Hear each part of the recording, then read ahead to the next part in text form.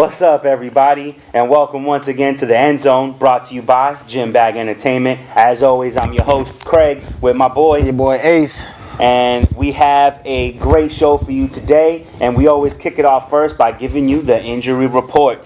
And we're going to start off with one of the biggest injuries of the week, Bradley Chubb, first-round draft pick, out for the season with a torn ACL. That's tough. That's a big loss for Denver. I think it's real big, man. Yeah, man. He was doing well too. He had a sack in that game. Yeah, he had a sack in that game. He had a few he was averaging like 5 tackles a game. So that's tough for Denver, especially how well the defense been playing also. Yeah, this is definitely a loss for a team that needs defense as much as possible. Next on the list, Josh Allen out with a concussion, a very controversial concussion. We'll get on that later, but now they have to bring in the backup. What do you think about that? I think it's tough with Matt Barkley. Yeah, I know. As the backup. They try to say Matt Barkley played better than Josh Allen did, but you're going up against the best defense in the NFL. Yeah, but he went 9 for 16, 127 yards with a interception. So yeah. I mean, Josh Allen did get the only touchdown scored in the game, the only offensive touchdown scored in the game. So you got to take the good with the bad in that situation. Absolutely. T.J. Hawkinson went out of the game with a head and shoulder injury, but will avoid injury reserve. So he's not going on the IR, but this is kind of a loss depending on how long he's going to be out for. He's been a viable tight end. But did you see that play? No. He tried to jump over the defender and the defender caught him in the air. And another one of those hurdle situations? Yeah, and then he landed. When he landed, part of his shoulder hit the turf, and then his head hit the turf hard. Oh. But I'm like, that's what you get anyway, so trying to jump over somebody. What is it this year with tight ends? Every tight end is trying to hurdle this year. Vernon Davis, T.J. Hawkinson. There was someone else who went for it, and just like Vernon Davis, the defender backed up. If you could do it on the dime, then all right, cool. Yeah.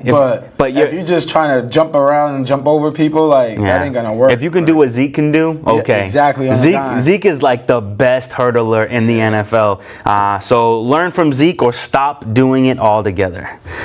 Kawan Short, defensive tackle for the Panthers, is going to injured reserve, out for the season with a torn rotator cuff. Another tough loss for a defense that was doing pretty well. And then finally, a devastating loss to a team that, at one point we were saying they were well-rounded, but now they're just falling apart. The Chargers lose Melvin Ingram for at least 4 weeks with a hamstring injury. This defense is falling apart every week. It is, but I think what we're going to touch on later, with Gordon coming back, that helps them out a lot. Yeah. That takes a lot of pressure off of people. So keeps the offense on the field more. Yeah, and I think they could do well. Ingram is a great player. He does well for them. So just give it time and see what happens. Yeah, and they do have what's his name, Smith from the Panthers. I forgot what his first name is. The black dude from the Panthers, linebacker. I don't remember his name. Something Smith, whatever. So they do have a really good backup linebacker, but we'll see what happens with there. And now we're done with the injury report and with the recap. AC, go ahead. So this week, honestly, if you was a betting person, it was tough because a lot of good teams didn't cover the spread this week. We had our Patriots, we had the Kansas City Chiefs. You had teams like that. You had the Rams that lost outright. So for betting people, it was a tough week. Hopefully we bounce back this week. I didn't do well myself. No excuses. I just got to bounce back. But the recap, the Bengals versus the Steelers. That was last night's game. The Steelers won 27-3. The Cowboys versus the Saints. The Saints won 12-10. That was crazy. Tampa Bay Buccaneers versus the LA Rams. The Buccaneers won 55-40. Jacksonville Jaguars play versus the Denver Broncos. The Jaguars won 26-24. Minnesota Vikings play versus the Chicago Bears. Chicago won 16-6. Seattle Seahawks play versus Arizona Cardinals. The Seahawks won 27-10. The Kansas City Chiefs play versus the Detroit Lions. The Kansas City Chiefs won 34-30. The New England Patriots play versus the Buffalo Bills. The New England Patriots won 16-10. The Cleveland Browns played versus the Baltimore Ravens. The Cleveland Browns won 40-25. Carolina Panthers play versus the Houston Texans. The Carolina Panthers won 16-10. The Oakland Raiders play versus the Indianapolis Colts. The Oakland Raiders won 31-24. The Tennessee Titans play versus the Atlanta Falcons. Tennessee Titans won 24-10. The Washington Redskins play versus the New York Giants. The New York Giants won 24-3. And the Chargers played versus the Dolphins. The Chargers won 30-10. And the Philadelphia Eagles played versus the Green Bay Packers, and the Eagles won 34-27. Yeah, it was a crazy game. I mean, Eagles beating Green Bay. Nobody but me saw that happening. And then it was just a crazy game. I mean, the Patriots not blowing out the Bills. That to me that was pretty nuts. So all in all, it was a good week. But with that being said, I went 500. Wait, 1, 2, 3, 4, 5. Actually, I think I went 6 for 4. Excuse me, 6 for 10. I didn't get the Patriots versus the Bills. I should have got that one, but oh no, wait, I'm looking at the wrong thing. I did lose that one. So the Eagles versus Green Bay, I got that. You had Philly? I had Philly beating Green Bay. Carolina versus Houston, I called that one. I got it. Chargers versus Miami. Any person with a brain got that one. New England versus Buffalo. Technically, they should have had it, but Brady threw a blatant interception in the end zone, so he took that away from me. Atlanta versus Tennessee. Atlanta just stopped playing football and has stopped being good, so I lost that one. Giants versus Washington. The Giants won that game, gave me my victory. Kansas City versus Detroit. Kansas City not covering the spread and playing as poorly as they did. That was, I mean, even though they had it was a great back and forth game. Yeah, Patrick Mahomes did not do his thing in this game. Minnesota versus Chicago. I think I just played this one stupid and I picked Minnesota. I lost that one. Jacksonville versus Denver. Gardner Minshew, baby, all day. You gotta ride that boy out. And the second biggest surprise of the week, I think, was Dallas versus New Orleans. And I thought I picked the Rams Bucks. Oh, I did pick the Rams Bucks games, but I said the Bucks would win that game. You did? I'm not sure about that one. Let's check. We can go back to the tape. Yeah, but we gotta rewind that tape. I said that was gonna be a good game and the Bucks might win. But I thought I picked them on the spread, but I did not. I was definitely bragging about that. So anybody I bragged to that I picked the Bucks against the spread, I lied. Yes. So I went 500, 5 out of 10. Let's talk about you. Me, I did terrible. I went 2 out of 10. I had the Chiefs over the Lions. The Chiefs was giving the Lions 6 points. The Chiefs won the game, but they lost by the spread, 34-30. I had the Texans over the Panthers. The Texans was giving the Panthers 4. Texans ended up losing 16-10. Mm-hmm. I had the Pats -7 versus the Bills. The Pats won 16-10, but they didn't cover the spread. I had the Rams -10 versus the Bucks. You know what the Bucks did, 55-40. I had the Vikings +2 over the Bears. The Vikings lost outright, 16-6. I had Seattle -5 versus Arizona. That's a win for me. I had New York Giants over Washington. Yeah. Well, we can rewind the tape on this. Let me pause it for a second. Yeah. So in that Giants game, when Barkley got hurt, who did I tell you was going to be up? You said Gallman was going to be up and that he was Clemson Tiger. Clemson Tiger. And you know what? I should have listened to you because I had him in 2 of my leagues and I didn't start him. He put up 30 points. I made an error in judgment. He had 18 carries for 63 yards and a touchdown. And he also had, they threw the ball at him 7 times. He caught a 6 for 55 yards and a touchdown. Wow. So, good job, Gallman. You didn't let me down. You proved to Craig that I do know a little something. You did call that. The Colts, I had the Colts over the Raiders. The Colts was -6.5. They end up losing 31-24. I had the Cowboys over the Saints. The Cowboys lost 12-10. Wow. Yeah, that was terrible. Yeah. Both of us. Offense was going to happen in that game. How was that the lowest offensive game? Like Did they score a touchdown? Was there I think there was one touchdown scored in that whole game. Like, how? It happened. And then I lost with, I took the Falcons -4 over Tennessee. Tennessee beat them 24-10. And that was it. I got banged up over the head, as you see. A few of my teams did win the game, but they lost by the spread. And that's where we keep it going. So then we add those up. So it looks like the score is. So it's 19-19. No, wait, my bad. 19-17 because we was tied up last 16. Week. 16-19. That's what it is. 16-19. Your boy has taken the lead. And before we jump into our next topic, I told you before the show started I had to give you a shout out. I had to give you some props for something. It may be early. It may only be 4 weeks in the season. But if you guys remember when we were first talking about it, someone said that Juju was not going to have a great season and that he was not gonna take over that AB spot, and that AB was AB for a reason, because even in double coverage he manages to get open, and Juju has been playing some abysmal football this year. Absolutely. So I want to say good for you for that's a big call out right there. That is a big call out, and it's playing out exactly how you said it would, and he is not living up to his potential. It's like this. It's like you can be a fan of the sport, and you can also know the sport, and you can know what it takes in the sport to be successful, and what to do. And I think a lot of times, us as fans, we think some of these guys is machines, and we have bigger aspirations than what they can live up to.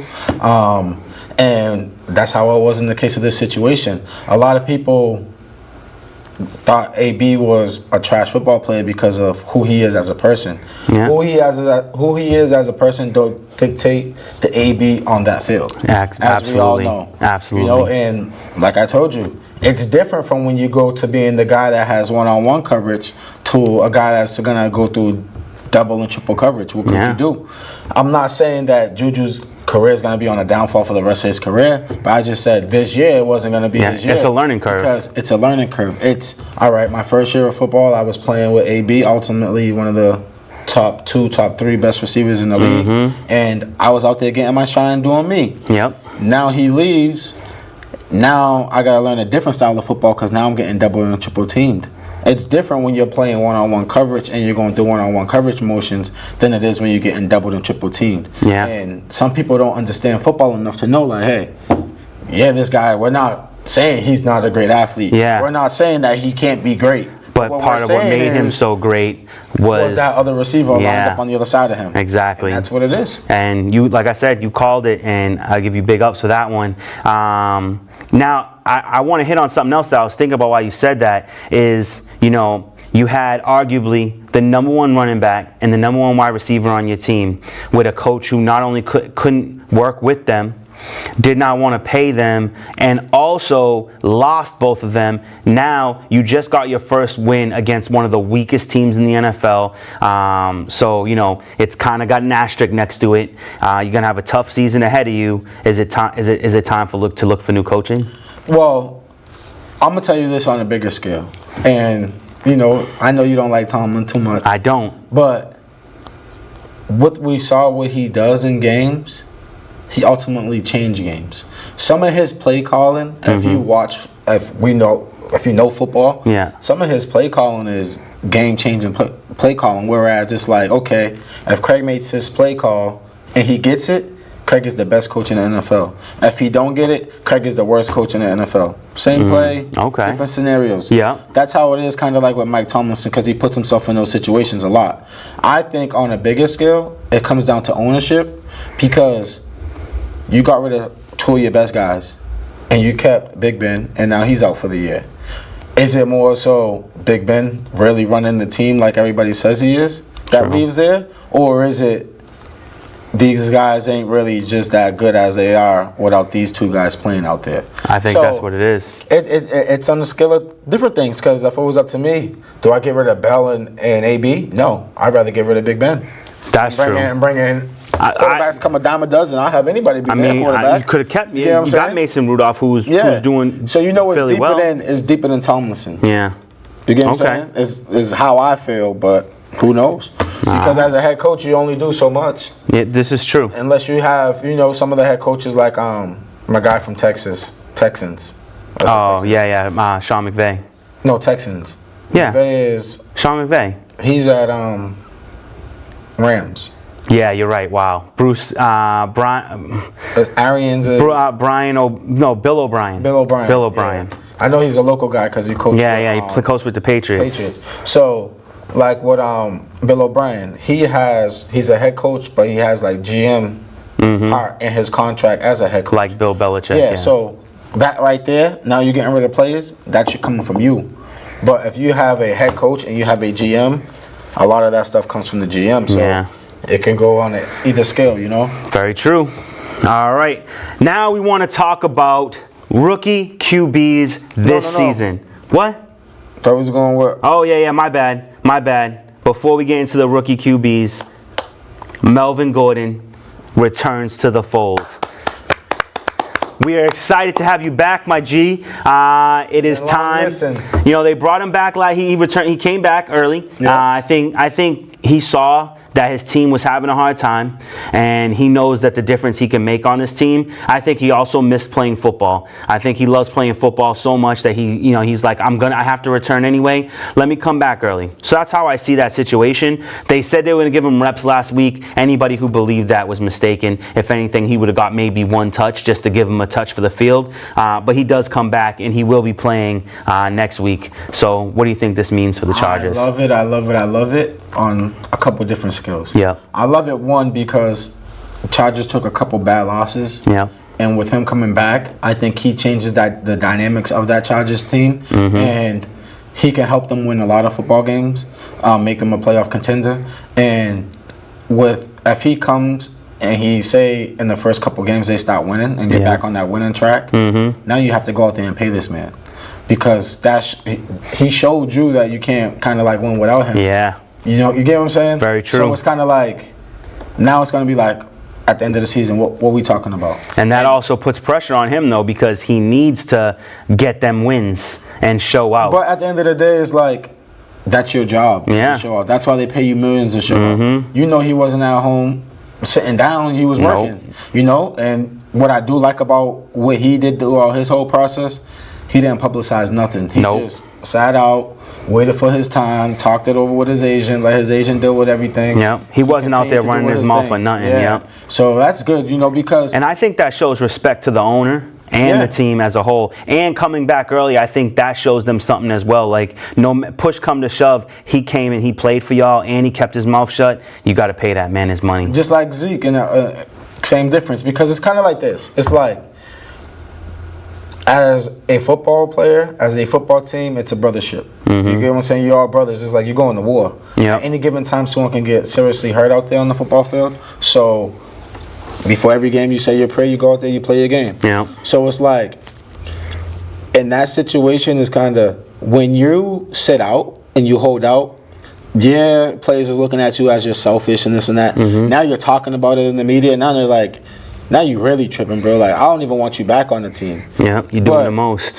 When you trying to do what's best for you, now on that side of things, now when you sit out and you're quiet, people are thinking about, oh, Craig is just trying to do what's best for his family, get the best dollar that he can get right now. He's not talking much about the team or nothing. He's worrying about his future. Now they're welcoming you back with open arms. That's the difference. And there's no drama. Understand, like all the social media tactics and stuff like that. That doesn't work. That only goes so far. But when you are in the locker room with 53, 56, 58 other players, like, it speaks volume to the type of character you have. Absolutely. And a lot of people go away from their character when in reality it's like your character is all you really have at the end of the day. True that. All right, now we will jump into rookie QBs this year. Backups coming in and just handling business like some G's. I want to start off with my guy, my favorite rookie QB of the season, Gardner Minshew, Washington State.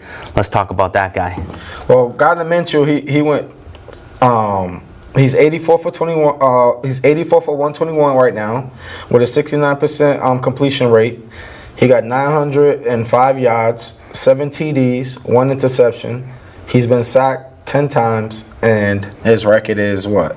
We'll give him 2-2. Yeah, he's 2-2. 2-2. He's 2-2. I think that he's balling out. Like, I think that he came in as a nobody. He was drafted in like the 6th round, like a throwaway pick, and he came in and he performed. I mean, this dude gives his receivers time. You saw that scramble. You saw that scramble on Sunday. He's playing like he's got nothing to lose. He's having a good time out there and just enjoying whatever time he gets, and I love it. I love it too, but I'm more, I'm a big guy on film. Yeah. So I'm more interested to see what he does the second half of the season when teams actually have film on him and they can watch him and see what he can really do. Yeah. But I do love what he is doing right now. And that's not taking away from nothing that he is doing. Yeah, right yeah, now, exactly. Because right now he's killing. Yeah. And he's making it. He's having fun. He's brought back that fun term to that team. The problem with the Jacksonville Jaguars right now, the reason why they're 2-2 and they're not winning games like they should be, is that they got a lot of contract negotiations over there that they got to deal with. A lot of problems with that. Yeah, players that's unhappy. So it's tough to play on an unhappy team and perform, because now you kind of getting thrown under the shelf, because it's kind of like, I agree, other people's contracts is more important than your work ethic, and his work ethic is amazing right now. Yeah, I will say that, like, he's carrying that defense as well, because that defense is supposed to be best in the league with or without Jalen Ramsey, and they're not doing much. But shout out to Gardner Minshew. You're balling out, and you're doing a good job. I want to move on to the Steelers. Mason Rudolph, Oklahoma State. I think he had a rocky start, but I think he's doing the best he can with what he got. And absolutely. The thing about Mason Rudolph, what people don't realize, is he's from Oklahoma State. Oklahoma State guys, they sling the ball. They throw. That's like getting an Oklahoma guy. They throw the ball. So, and I watch a lot of Oklahoma State games, so I love everything that Rudolph is doing. It's just that he's in Pittsburgh right now, and he's in there at a bad time. Yeah, he is. He's coming at a bad time. He's making the best of what he can do. I really like his connection with Deontay Johnson. Yep. That kid looks really good, and their connection is working out really well. I think that, they probably won't move on from Ben Roethlisberger, but I think if they wanted to, I think Mason Rudolph could take this team and carry it on to the next level. But we'll see what happens with that. One of the biggest surprises, I think, to everybody, Kyle Allen, Carolina Panthers, out of Texas A&M and Houston. So, what do we think about this guy and what he's doing? Kyle Allen, right now he's 43 for 60, 495 yards. He got 4 TDs, 0 interceptions. He's been sacked 5 times, and he's 2-0 right now. Wow! I love everything about this guy. I'm a big fan of him. Yeah. I didn't, because honestly speaking, I didn't pay too much mind to Kyle Allen due to not to anybody. Due to the simple fact is I really like the other guy there. Will Greer. Will Greer. I like him too. West Virginia. So I liked him a lot, and I thought that Will Greer will be the number 2, but Kyle Allen proved to be the number 2, and what he's doing is shown that he is the number 2. Exactly. So, and a lot of teams is quarterback down. Kyle Allen could be getting a call from somebody soon. Now, that was going to be my next question to you. Does Kyle Allen get a call, or do the Panthers make a huge move and trade away Cam Newton? Kyle Allen's balling out, right? I'm going to tell you this, and this is honestly speaking. I honestly think that, Cam made all his NFL money. Yeah. He's always going to have great endorsements and stuff like that. Absolutely. He's got that winning smile. Yeah, he got that smile. He's very presentable. I just think in the league, his time's kind of up. Because now it's to the point in his career where, we see guys play in the NFL for years, and I'm talking 5 years plus. But when you're in the league for 5 years plus and you start to become, and your career start to go down, you start to get injury after injury after injury. Now you become injury prone. Now you're not losing love for the game because you're always injured. That's not good. Nope. And that's why people look at guys like Tom Brady. He's never really been injured like that. One time. So it's kind of like when we saw with Andrew Luck. When you're injured a lot, you lose love for the game. Yeah. When you lose love for the game, you don't want to play no more. So it's tough. In this situation, Cam's been the face of the Panthers since he's been there. Yeah. He's brought fun to the football. Yeah. And he's one of the guys where we say NFL kind of needs Cam because he's so much fun. I just hope he can get back to being 100%. But Kyle Allen is no bad number 2. Exactly. I think he's. I think he's a valid. I can't sit here and be like, you got to get rid of Cam because I don't think you got to get. He could get hot any given time. Yeah. You know? I don't think you have to get rid of Cam, but like, I feel like teams like Cincinnati and Miami would make that call and say, hey, we'll give you maybe even a first round pick for Cam, and then you got 2 first round picks. You got your next franchise quarterback with a healthy backup and Will Grier. At that point, Cam's retiring. Why would you go over there? Because he loves playing football, you know. And I don't think he'd go to Miami, but I think that he'd be willing to go to Cincinnati, a team that has only ever won 1 playoff game, and Cam won a Super Bowl, right? Mm-mm. No, he just made it to the Super Bowl. You know, I think if he could go to Kansas City and take them to a bowl game, I think that if he had a full healthy season, I think that's something that's possible. I'd like to see where that would go, but we'll see what happens in the future. Another big name on the list is Daniel Jones from Duke, playing on the Giants, and this kid is balling. Daniel Jones is 49 for 71 right now. He has a 69% passing ratio. He had 578 yards, 3 TDs, 2 picks, sacked 5 times, and he's 2-0. Not more you can say about that. He's got a tough matchup coming up this week, though. Honestly, I was sad because of him replacing Eli, and it was the end of an era. Yeah. But then again, what he's doing, I gotta respect it. Absolutely. And we never took nothing away from. No, Daniel we Jones. never did. We just said he was picked earlier. But now you're seeing some of these other guys playing, and maybe he might actually have been the best quarterback in the draft. You know. I wouldn't go that far. It's still early. It is early, but he's the best quarterback. Performing. You gotta understand. He's the best performing quarterback right now. He's the best quarterback in the best system for him right now. True. I believe that 100%. You get what I'm saying? Yes, I do. It's all about that. We've talked about that many times, that it's about the system that works for each individual guy. This, right? Is they don't got him throwing the ball 40, 50 yards down the field. Nope. All his passes is dump passes, under 10-yard passes. Yeah. And letting his receivers or running back do the rest. Mm-hmm. Which is nothing wrong with that because yards after catch is one of the most important things as a skill position. Mm-hmm. So there's nothing wrong with that. But at the end of the day, we still haven't really saw what his arm really can do too.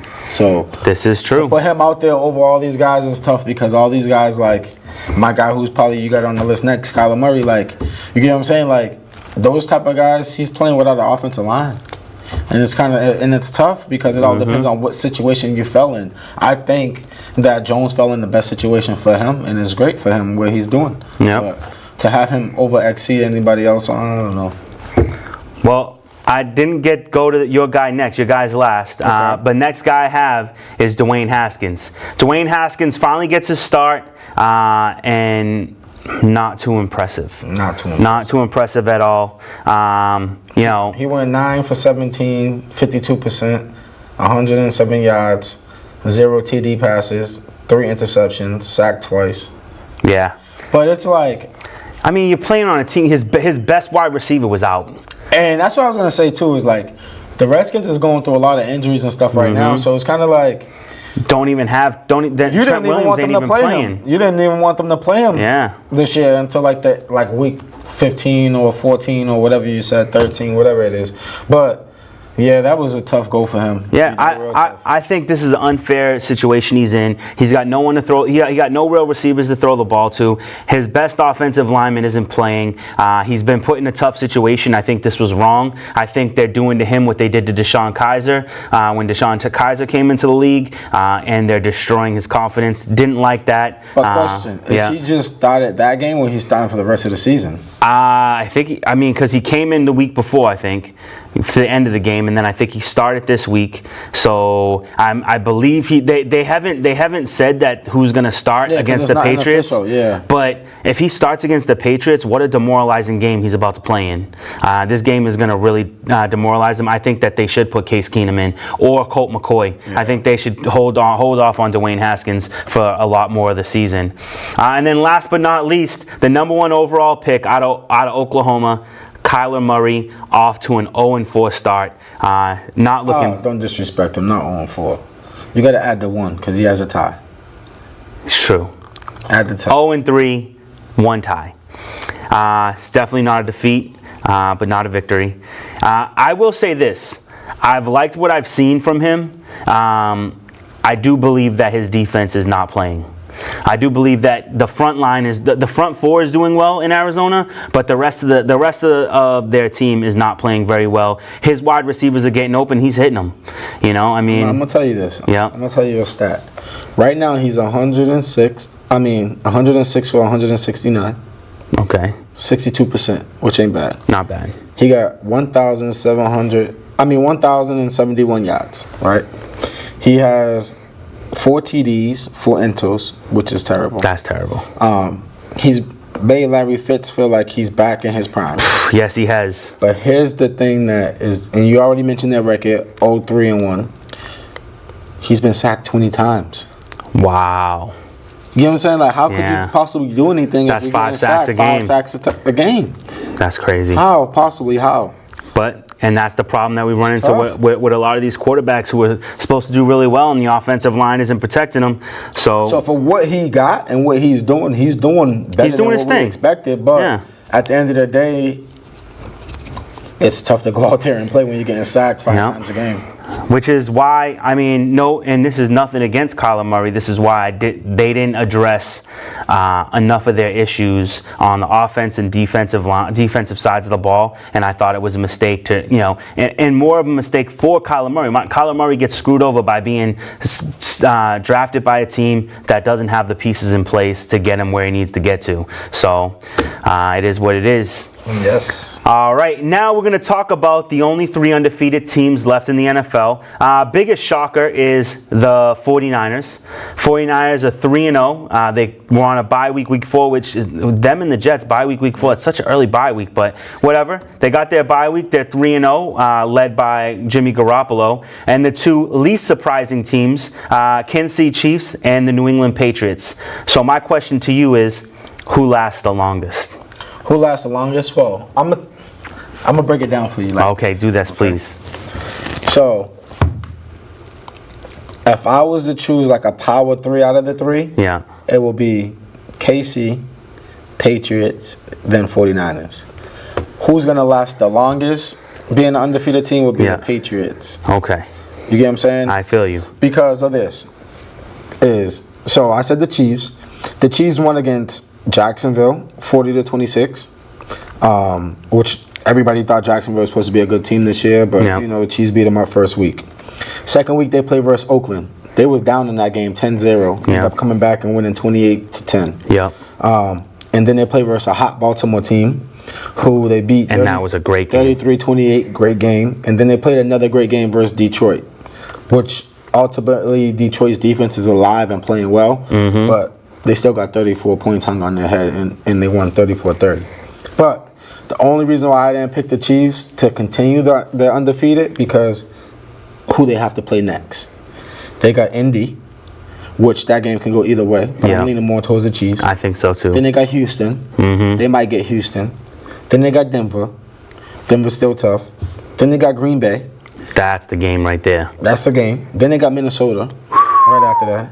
Then they got Tennessee, who's playing okay. Then they got the Chargers, who's playing good. Then the Raiders. Then the Pats. Then the Bears. And then the Chargers again. Wow. So with that being left over, it's tough to be like they're going to remaining undefeated. And then, like I said, my number 2 team for the 3 undefeateds will be the Pats. The Pats, we all know that they have not a tough schedule, but it's the NFL. They actually technically, it's been rated. They have the easiest schedule of the season this year. They have the 32nd hardest schedule. I look at it as the NFL. So with the NFL being said, everybody should have a good team, be equal. But the Pats beat a beat down Pittsburgh team 33-3. They beat a bad Miami team 43-0. They beat a New York Jets team who just came off a week where they didn't have their starting quarterback. They won 30-14, and then they played a Bills team who actually is doing well, 16-10, and then their quarterback got hurt in that game. Yeah. But The reason why I say the Pats will stay undefeated for longer because they play in Washington. Yep. They're gonna smoke them. Yep. Then they play the Giants. They'll probably have a good game versus the Giants, but beat the Giants. Then they play the Jets. Then they play Cleveland. Then they play Baltimore. Then they play Philly, which will be a great game. Yep. Then they play Dallas, will be a great game. Then That's Houston, the game that worries me. Yeah. Then Houston. Then they play Kansas City, Cincinnati, Buffalo. And then they play Miami, so they only got like 3 or 4 teams that has a chance of beating them. I, to be honest with you, to me, it only seems like the teams that can beat them are Kansas City and Dallas. Those are the only two Maybe teams. Philly though, you can't leave Philly out. You can't leave Philly out. Philly's one of those cold weather teams. And Cleveland. Yeah. Cleveland could be full health by the time it comes around to the Patriots, and they could find their way. And they're a dynamic offense with a defense that is pretty good. Baltimore too. Baltimore's playing good ball. Oh yeah, we play Baltimore. Yeah. Oh, I forgot. Yeah, you can't leave out Baltimore. Baltimore's defense has not been playing as well as it was last year. Still early in the season. It is still early in the season. And then last, I got 49ers. They beat the Bucks 31-17, which was a signature win because Tampa Bay was supposed to be a good team. Then they beat a banged-up Cincinnati team 41-17, and then they beat a Pittsburgh team 24-20, which nobody thought they was going to win. Yeah. But they have a hard road themselves too with playing Cleveland next week, or this upcoming week.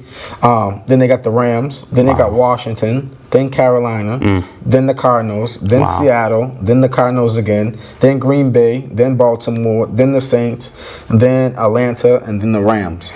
Wow. That's a tough schedule. You know what I'm saying? So that's why I'm not knocking the Patriots strength of schedule, but I feel like they have easier teams that they're playing, and that's why. If you go power rankings, I will pick KC over the Patriots right now because they play tougher teams. Yeah. But then for longevity, I'm going Patriots over KC because KC's still playing those tough teams. Yeah. Patriots, the schedule looking a little bit lighter. Yeah. To be honest with you, my opinion was going to be that the Chiefs and the Patriots would not lose a game until they play each other. I think that whoever wins finishes the season undefeated going into the playoffs. But that's tough because a lot of teams is playing great ball right now, and they're challenging these good teams, so you never know what can happen. Anything can happen. Yeah. And I mean, Patriots have been known to slip up towards the end of the season, but we've never had a defense this good, which we'll talk about in a little bit. Next, I've been waiting to talk to you about this. Been waiting to bring this up on the show. Tampa Bay knocks out the Rams from the undefeated status of 3-0, 55-40, which is a franchise record for the Tampa Bay Buccaneers. The combination of coaching between Bruce Arians and Todd Bowles has been incredible. What Todd Bowles has done with this defense is incredible. What do you think about this game? Well, I like underdogs winning, so I'm always gonna cheer for that. Chris Godwin. Chris Godwin. Yeah. 2 picks, 2 TDs. Wait. No. Chris Godwin he's is the receiver. My fault. I mean, he had 2 TDs. Yes. And he had like 179 or something like that receiving yards. Yes. I'm sorry. Yeah. And then Sanu. Wait. Scoop and score. That's his name? No, Mohamed Sanu. Mohamed Sanu was a wide receiver for Atlanta. I mean, not Mohamed Sanu. The lineman. Ndamukong Suh. Ndamukong Suh. Yeah, scoops it up for a run for the touchdown. I'm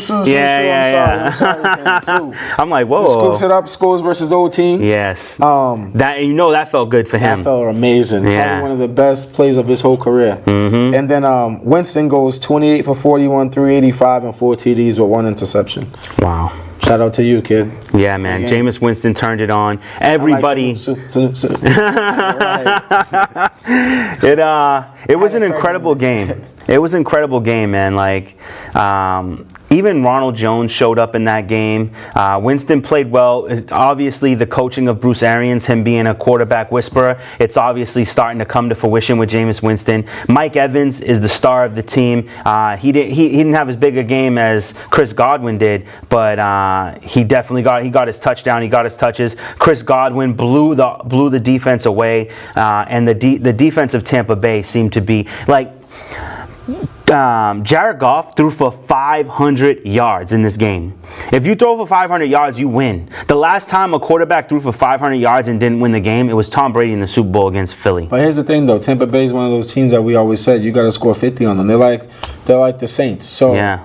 But I give it up to Tampa Bay defense because they made good plays. But still, the team scored 40 on you, though. Yeah, that's true. You gotta simmer that down a little bit. I do feel you on that. Like, the defense balled out when it came to getting interceptions and recovering. I think they had 2 defensive touchdowns. Yeah. Pick 6 and then Ndam, you almost had me saying Mohamed Sanu and Ndamukong Suh. I'm excited to see what's going to happen with Tampa Bay. I love when a team goes from shitty to really, really good, and they don't really have different pieces. They really just have better coaching. Yeah. And sometimes that can change a whole team. Tampa Bay could be a sleeper team to make the playoffs after this performance against the Rams. I don't disagree. All right. Now it's time for our top 10 picks of the week. And I think I will kick it off. Go ahead. All right, so I have Rams versus Seattle Seahawks. Seattle Seahawks are -1, which is crazy to me, so I took the Rams. Pats are going up against the Redskins at Washington. Redskins are getting 15.5. I still got to go with my boys, the Patriots. The Bears are at the Raiders, +4.5 for the Raiders, and I still got to stick with the Bears. I think Khalil Mack's gonna keep Carr on his butt all day long. Bucks going up against the Saints. Saints are at home. Saints are a -3. I'm going to take the Bucks in this game again. I think the Bucks are on fire, and I think Teddy Bridgewater isn't as good as Jared Goff. Jags are at the Panthers. Panthers are -5, so I'm going with Jacksonville. Gardner Minshew is going to take it to the house. Then you got the Ravens at the Steelers. Steelers are getting 3.5 points, but I think the Ravens cover the spread. Bengals at home versus the Cardinals. Cardinals are getting 3 points. I think this is going to be where the Bengals get their first win. Chargers are at home against the Broncos. Broncos are getting 6.5. I don't think 6.5 points is enough with Melvin Gordon coming back. Cowboys are at home going up against the Packers. Packers are getting 3.5 points, but I like the Cowboys to make a comeback. And then finally, the Chiefs are at home against the Colts. Colts are getting 10.5. This team has been torn apart. The defense isn't good enough to stop Patrick Mahomes, so I go with the Chiefs. All right, so we have a couple of the same, couple different. So All right. That's good. I have New England -15.5 versus Washington. I'm going New England. I have Chicago -4.5 versus Oakland. I'm going Chicago. I got Jacksonville versus Carolina. Carolina, I got it at -3.5. Yeah, Carolina -3.5. All right, Yeah. I went with Carolina there. Whoa. I have Baltimore -3.5 versus Pittsburgh. I went Baltimore right there. Yeah. Denver versus the Chargers. The Chargers is -6.5. I went with the Chargers. Indy versus KC. Again, like Craig. KC had a tough one, and New England had a tough one. So they're high spreads this week. They got to bounce back. Green Bay versus Dallas. Green Bay is +3.5. That's my game of the week and my underdog of the week. Let's go Packers. Oh. Atlanta versus Houston. I have Houston -5 to Atlanta because every time I pick Atlanta, they lose for me. So I went with Amen to that, brother. Buffalo versus Tennessee. Tennessee's -3 versus Buffalo. I like Tennessee there. And then last but not least, Tampa Bay versus New Orleans. New Orleans is -3, and I like New Orleans. Whew. All right. Yeah, so we have definitely 3 that are different and 5 that are the same, and then we both have 2 that are not, that neither one of us picked. So that's cool. We'll see how that turns out. And now we have to talk about the #1 defense in the NFL. And if you don't mind, I wrote down a few statistics that I would like to share. Patriots are the #1 defense in the NFL, and here's why. Points per game, 6.8, first place. Interceptions for the season, 10, first in the league. Sacks, 18, first in the league. Yards allowed, 243, first in the league. Points per game? Yeah, passing yards, sorry. Passing yards per game, 181.8, second in the league. Rushing yards per game, 61.3, second in the league. Yards per drive, 19.1, first in the league. Forced 3 and outs, 21, first in the league. Touchdowns allowed, 1. First in the league. This Patriots defense might be one of the best defenses the NFL has ever seen. Are you stupid? This is one of the, I didn't say the best, one of the best defenses the NFL has ever seen, and it might, by the end of the season, be the best. I'm going to tell you this one thing. All right? Yeah. And I'm going to keep it short because time's running. Time's running. But they play versus Pittsburgh with nobody. True. Come on now. True. You shut out the Miami Dolphins. True. You beat the Jets without their starting quarterback. Yes. And then when you actually play versus somebody who has their whole team, you win 16-10. I'm not being a Patriots hater. I'm not going to go there because this is the End Zone. It's a sports show, not a hate show. I like to spread my love to everybody. But when I love all the statistics, I'm not knocking them. Great statistics. But they haven't played anybody yet worth mentioning at all. Not one team. So therefore, it's like, yes, the accolades is good. Some of those things is better than I expected, but to go on a limb and say they could be the best defense ever or one of the best defenses ever, they haven't played anybody. So they're beating down teams that's already beat down. I mean, I mean, to say that the Pittsburghs with Big Ben were not a worthy team. They didn't. First game playing without your star receiver and we can't even say. I'm not even gonna say star running back. Well, because they had a whole season without him. But your first game playing without your star receiver, who you traded for, who has all type of controversy, and then that same game, they find out that he's in New England now. Yeah. So that doesn't help morale. I'm not knocking the Patriots. That's not what I want to do. I hear you. But I hear you. Let me see them play versus somebody. For someone good. Now, because unfortunately, it's going to be a little while. After watching their first 3 games and then watching this Buffalo game, it's kind of like, wow, you look like a whole different team. Well, I will say this: defensively, we were great, but Buffalo was still marching the ball down on them. I mean, Patriots made great third down stops. Yes. Fourth down field goals. Yes. But they had 1 field goal, 1 touchdown. Yeah. But I will say this: Josh Allen completed more passes to Patriots in that game than he completed to his own players. Absolutely agree. Devin McCourty, number 1 in the league with 4 interceptions. Jamie Collins, number 2 with 2 interceptions, and J.C. Jackson tied for 3rd with 2 interceptions. So I mean, we've got a team that's just killing it right now. I mean, 18 sacks in 4 games. I'm not knocking that. Still NFL teams, like you said. Yeah. Still NFL teams, and I do agree with you. We have played the bottom of the barrel. We played 3 of the worst quarterbacks in the NFL. I'll give you that much. We played 3 of the worst quarterbacks in the NFL. And 3 of the worst teams in the NFL. Right? Yeah. So, I mean, I think the Jets are a better team than people are giving them credit for, but I do agree with you. We'll see what happens. I hope that you did your research on this because I didn't. Always. Let's talk about Odell Beckham and Humphrey. Well, with Odell and Humphrey, keep it short again. Yeah. When you have a great DB versus a great receiver, things get heated. Mm-hmm. He's in your face for every snap of the game. That's 60 minutes. You get aggravated. He shut OBJ down, 2 catches, 20 yards.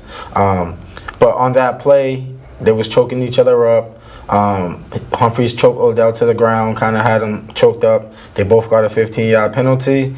Humphreys apologized after the game, and that's that. It's like, man, when you cross those lines and you playing, boom, things happen. So we don't have a Crabtree Talib situation on our hand, right? Things get heated and stuff like that, Yeah. but afterwards, the guy who was the aggressor apologized and showed respect. So only thing you can do is respect that situation. Awesome.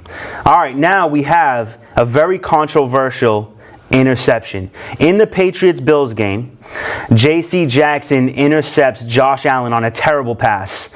And the controversy is I guess the rule is if someone has a foot out of bounds and touches the ball is immediately out of bounds. The controversy is that The ball was touched by Zay Jones. He had a hand on the ball and a foot out of bounds. But by the time J.C. Jackson had got possession of the ball, Zay Jones's hands was off of it. Yep. And they're saying that doesn't matter. Once the ball's touched by someone who has a foot out of bounds, end of the play. No, I think it's more so in football, you have to establish possession anytime. So they're going to cry about that, but his footwork was great, J.C. Jackson. So he picked it off. The pick was clean, but the hit that Kyle Van Noy, yeah. That same play, that was a late hit. They should have charged him with a late hit more so that interception and worried about the ball being in bounds, because if you watch the highlight, you can see him get a late hit on him. Oh wow! I think you know what I did. I think there was something that was actually said by the announcers about that because of the focus on the interception, they missed the late hit on Josh Allen. And then so speaking of that, we got a hit Jonathan Jones on Josh Allen. Josh Allen is a runner, and he's being held back. But he does kind of lean his shoulder down. Jonathan Jones comes in for the hit and knocks Josh Allen clean out. What do we think about that? I'm all for this rule, and this is a rule that everybody teaches as a coach: protect yourself at all times. But that play was a dirty hit. He did use the crown of his helmet and went head to head with him, and he gave him a little shoulder. But as a DB, it's so hard to pull up. We call pulling up like stopping momentum. Like I try to tell anybody, these rules in the NFL is tough because as a DB, you just reading the ball, and it's hard to stop your momentum at an all-time high and just come to a complete stop for your momentum. Yeah. So I say his momentum took him that way and made that hit like that, but it was a dirty play. So and I just leave it. Now, some people said he should not only have been ejected but been suspended. Yeah. You think so? Yeah, because the other guy just got ejected out the league for the whole league. If you're talking about Burfict, Burfict has he has a bad history. Yeah, he has a history of dirty hits. He doesn't go out there just to tackle. He goes out there to actually injure people. Yeah, but that's what so his hit, about. Yeah, so he gets suspended. For the season because of his history of dirty hits. Jonathan Jones doesn't have a history of dirty hits. Yeah. So I would say that I will agree. What I did hear on the radio was that if Micah Hyde made that same hit on Tom Brady, not only would he have gotten ejected from the game, but he would have gotten at least a 1-game suspension. But because it was just Josh Allen, they call it differently. And I wanted to get your opinion, but you're saying, he should have got ejected and suspended? Yeah. Wow. See, I didn't. To me, I don't. The suspension was a little harsh the whole season. I would say 1 or 2 games. Suspend him. But for the whole season, now you're taking food out of his mouth and his family's mouth. I don't agree with that, but I agree with it for Burfict. Yeah. Burfict's hit was late and it was dirty. I feel like Jonathan Jones's hit wasn't late. The whistle wasn't called. He dropped his head a little bit lower than he should have. So we'll see what happens with that. And with the last few minutes of the show, we're gonna go into our top 5 picks, games to watch of the week. I'll let you do your whole 5. I'll do my whole 5. All right, so quick. I'll be quick. Boom. Whole 5. Ready, set, go. Rams vs. Seattle. That's one of my games of the week to watch. Rams just let a team score 45 points on them. And Jameson Winston at quarterback. He went out there and killed them. So that's one of my games. Rams vs. Seattle. See how that plays out. And Seattle's been playing good ball. My next one up is Tampa Bay versus the Saints. Tampa Bay just put up 55 points on the Rams. No, whoever they just played on the Rams. On the Rams, they put up 55 on them, and Saints just lost. Saints just beat a good Dallas team 10-12. So let's see if Tampa Bay can keep their momentum and scoring points, and Saints can keep their winning mobility without Drew Brees. And I told you so. Yeah, you did. Minnesota versus New York Giants, the battle for 2-2 teams. Minnesota just took a tough loss to Chicago, 16-6, and then the Giants just won 24-3. So I just want to see what happens in that game for the battles of 2-2s, and to see your guy Daniel Jones, see what he's going to do in that game. Green Bay versus the Cowboys. The battle for the 3-1 teams. Dallas is coming off a loss, a tough loss, 12-10, and Green Bay's coming off a loss to Philly on a Thursday night game, 34-27. And then last but not least, I have the Cleveland Browns versus the 49ers. Cleveland is 2-2, coming off a nice little win that they had this week. 49ers is 3-0, coming off a bye week. It's a big week for San Fran, but it could be a better week for Cleveland if Cleveland gets that win. And then last but not least, because this is the end of me, shout out to my guy Kyler Murray for scoring his first rushing touchdown. Awesome. All right, so for me, you stole all the good teams, stole all the good games. Oh, you had a lot of them? I had every game that you had written down, but I also had I wrote down 10. It's that way, you know, we're gonna start writing down 10, and we're gonna each get 5 because I'm not gonna let you steal my good games. All right, number one game for me is Cardinals versus the Bengals, and that was number one. I was going to be the first game I said no matter what. You have two teams without a victory. One team that should have wins and another team with a rookie quarterback who is looking for his first victory in the NFL. They could have wins too because they could easily have 2 wins Arizona. Yeah, but they don't. Yeah, and you're saying Cincinnati could have wins and they don't. Yeah, but I'm saying Cincinnati is a team that should win. You got a veteran quarterback. You have a high level running back and with high. Your top guy AJ Green. You know what though? But they can. I mean, Tyler Boyd. You know what? I actually wanted to say this when we were talking about the whole Juju Antonio Brown situation, where like, is Tyler Boyd better than Juju? Because AJ Green took on the double coverage and Tyler Boyd was good. And then when AJ Green went down, Tyler Boyd's still good. You asking me if Tyler Boyd is better than Juju? Yeah. The best way I could tell you this is this. Yeah. Tyler Boyd's a veteran. Juju's a sophomore. It's true. That's it. I mean, he only got one more year. I think he only got one more year than Juju. But do I like Tyler Boyd better than Juju? Yes. Yeah. Me too. I do. I like him better. As long as he's healthy. Exactly. So I think this is going to be a great battle. I think because both defenses are pretty abysmal, I think this is going to be a high-scoring game. Yeah. So I like to see this one. Ravens versus the Steelers. It's a divisional matchup. Lamar Jackson's looking amazing. Mason Rudolph is looking good too. So I want to see the outcome of that. Jags versus the Panthers. 2 of the best rookie quarterbacks playing, having the best games. So I want to see Gardner Minshew versus Kyle Allen. I think that's going to be really exciting. Bills versus the Titans. I don't know if this is going to be an exciting game. I think it's going to be a very hard-fought defensive game. But with Josh Allen not being in there because of concussion protocols, I think this is going to roll in the way of the Titans. But that Bills defense is going to hold them down and give them opportunities to do more.